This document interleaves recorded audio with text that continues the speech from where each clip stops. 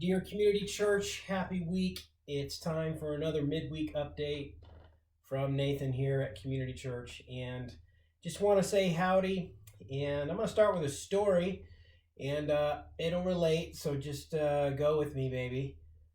I want to tell a story about creativity and innovation. So back in the day, I was in Boston. So I'm from Seattle, but my second year of marriage, Kayreen and I rolled out to the Boston area for some seminary training.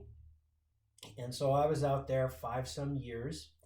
And then I had the not so bright idea to continue studies at the University of Kansas after seminary studies. It wasn't the brightest idea because I had 3 kids at the time. You know, we were broke as a joke. And anyway, so it was an adventure. But okay, so I'm reminded of how awesome my parents were in encouraging creativity and innovation. So I was in Boston and I had not much money and I had 3 kids. And I had a challenge where I had to get kit and caboodle, whole family in a household full of stuff from South Hamilton, Massachusetts to Lawrence, Kansas. And it was like a 2,000 mile journey, and we didn't have a lot of money. So a little like U-Haul Ryder truck or something that wouldn't hold a family of 5, and all this stuff. Couldn't put the kids back there with the piano, that wouldn't be good. But I did have this not so bright idea, and I was gonna buy like an old Winnebago, and those old boxy ones, and kind of like have a W and like racing stripes on the side. I had a friend with one of those, and we called it the Green Lightning, or was it the Green Arrow? One of the two, or maybe it was both. Anyway, so I was gonna buy this Winnebago to like pack up all the kids and like live in it for a month before my additional graduate studies began, and we were gonna live in it for like a month with all of our like boxed up stuff, and the piano. Having a piano and a Winnebago. Can you imagine? And anyway, so I had this idea and I called my dad, who's pretty smart with logistics and that sort of thing, to run my idea by him. And he said, "Nate, awesome! Innovate, man! Innovate!" And I was like, "Really?" And he's like, "Yeah, Mosier, innovate!" And I was like, "Man, that's great." And my mom's like, "Yeah, go Nate!" And I'm like, wow, how empowering was that? Now, that's not the idea that carried the day because it wasn't the brightest idea. I mean, an old Winnebago like that I could afford would have been like $900 to go 2,000 miles and haul my precious family safely, plus all the gear. Yeah, not so much. So we did solve it. If you want to know the end of that story, you can let me know.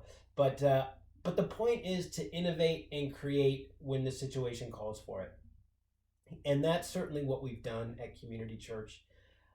We were not planning an online content before this COVID-19 stuff happened, and it's turning out to be like a blessing and a way for us to invite other people who wouldn't normally come to church or can't come to church to hear the gospel and to be encouraged. And so we, as our board of elders, we call that a session. Kind of a funny name, isn't it? But kind of fun as well. So anyway, so our church session is kind of like, we're like reading the wind, the direction of the wind, not literally, but kind of like spiritually, and like, this is a good thing. And when we return to gathered worship in person, we're gonna continue with online content. That's not going to be the main thing that we do, but there's enough people scattered and shut in that this is important to us. So you should have seen the first recording of the first Sunday of live content. There were literally like iPhones and Google phones and chargers like hanging off of tripods, and it was like rigged up. Okay, so and then I kind of Skyped this from the sanctuary. This is Mr. Christopher's camera. You know what I mean? I mean, this is a sweet camera, and Mr. Christopher, it's his personal property. So Christopher's our assistant pastor, who's awesome, and he's got a good eye. He's an artsy guy, so he's got this really cool camera for photography. Well, we're using it for video capture, extended video capture. And so here's kind of the dilemma. It wasn't really designed for it. It's like an added feature, But what happens is that little thing heats up, and if you notice some online content where like the preacher's talking and there's no delay with the sound and it's fine, and then you click over to the piano, someone's singing, there's a huge delay, and so the camera's heating up and causing a delay, and the one camera is one brand and Christopher's camera is the other brand, and you tech people know that there's something like a hardware universe, like things talk to each other like of the same brand. Okay, think like Apple and Microsoft. The brands like to talk to each other, and when you cross brand, that can be complicated. And so what that's done is that's required a lot of innovation on the fly. And we have some very savvy, technically skilled people who are problem solving on the fly, like correcting video timing while you're filming. That takes an incredible amount of troubleshooting and skill. And as a church, that's not really the direction we want to go because it's not sustainable. We want our equipment to be intuitive and user friendly enough, and maybe foolproof is putting too sharp a point on it because the people using it are not fools, but just user friendly. So we're needing all of this is getting up to the point like we're needing to buy some equipment, and we've already bought some, and this is unplanned. This is Innovate now. We don't want a cell phone ringing while we're doing a sermon. The cell phone capturing the sermon is also ringing and blowing up with text. So we got a little camera, and we're needing to get a bit more equipment because we decided as a church session that this is a good investment for the future, and it also opens the way for more people to serve, not just our alpha geeks, and I mean that lovingly. They are so technically awesome, but there's only a handful of those people in the church, like less than a handful. We don't want to burn them out. So I would like to open the project up for your support. Now, I don't know any preacher personally that likes talking about money.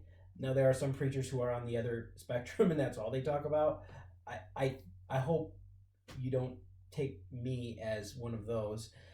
It is my job to tell you of the opportunities to join in to give with this project of purchasing some more technical equipment, helping offset the cost. As you might imagine, this is a time when we're not gathering, and therefore our giving is not where it would have been or where it usually is. We're not in horrible shape. We're definitely seeing a dip, and at the same time, we're trying to be the church the way we can at the moment and trying to be a blessing to our community with digital content. And so we're having to purchase equipment that we did not budget for. So we're having to, break out the sharp pencils and do that in a responsible way.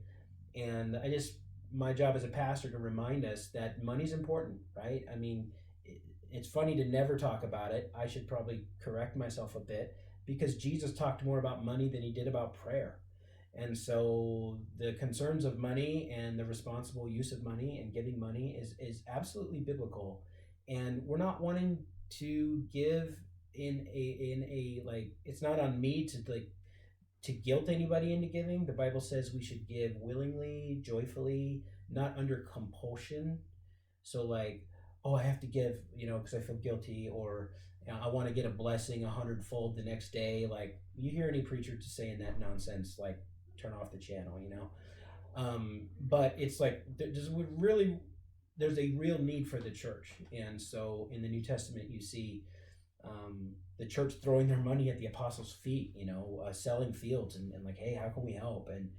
And so that's more like the spirit of it. So if you want to join in that project, I would just like to make that available to y'all.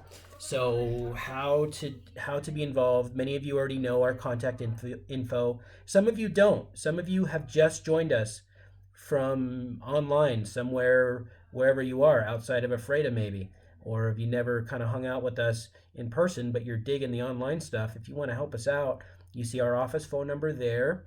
You can see our website there, ccephrata.org. You can see there's a button there to contact, and there's a way to set up online giving through that. If you have any trouble, you can call the office. You can send an email. cceonthehill@gmail.com. And there it is. So, again, we thank Mr. Christopher for this mighty fine camera. And I hope you can help us out. And if not, that's okay too. I hope you're blessed by the content we're trying to produce. So God bless you. And remember, the gates of hell will not defeat the church. Nope. Jesus said it. I believe it. And it's true. Okay, take care. Bye-bye.